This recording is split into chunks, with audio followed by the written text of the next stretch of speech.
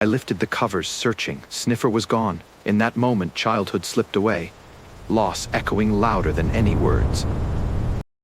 Sniffer. True story of a security blanket called Sniffer. Sniffer, the loss of more than a security blanket. My memory is great. I can remember things from very young, but I cannot remember the first day I was given Sniffer. My mother tells me Sniffer came from Bridie's sister, an old friend's sister of my grandmother. I bet, though, when I saw Sniffer for the first time, I recognized it straight away, like a procession from former life. Do remember Sniffer very early, though.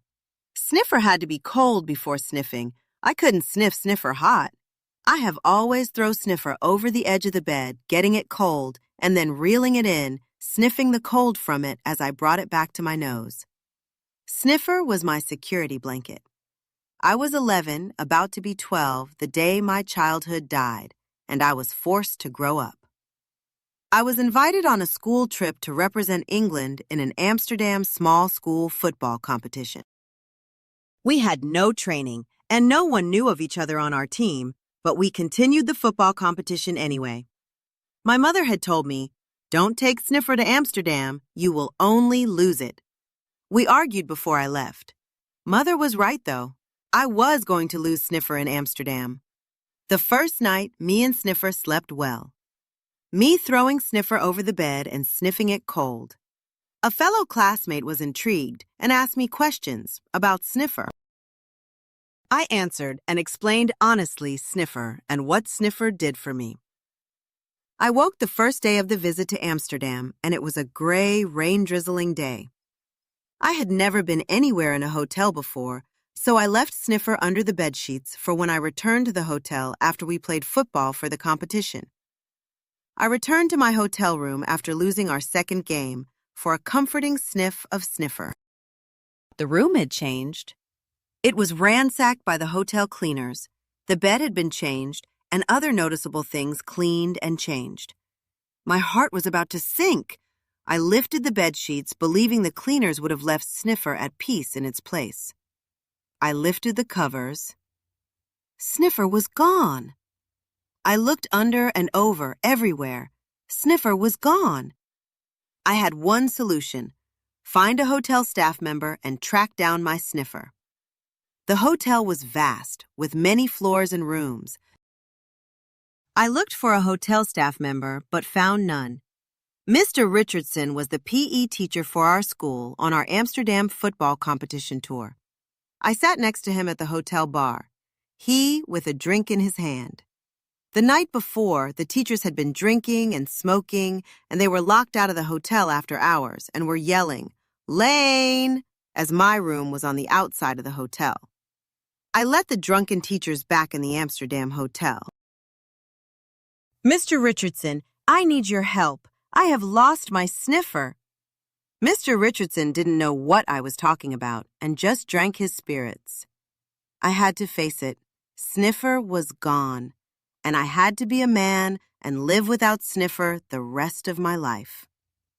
Sniffer, a yellow and orange and white crochet blanket, was gone. I cried quietly to sleep the first night, echoes of my mother being right ringing there in my thoughts.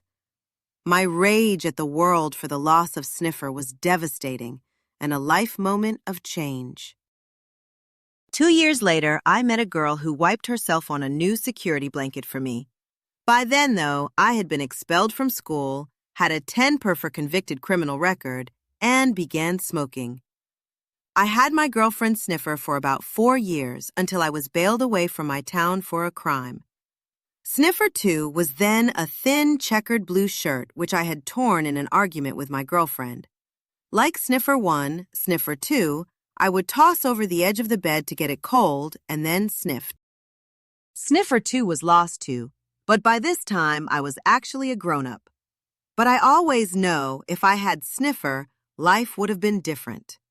Losing Sniffer was a turning point.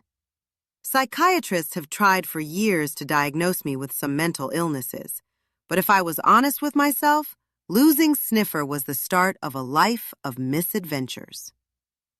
They say life flashes before your eyes when you are sent to death. I had been a criminal. Maybe all my crimes had led me here.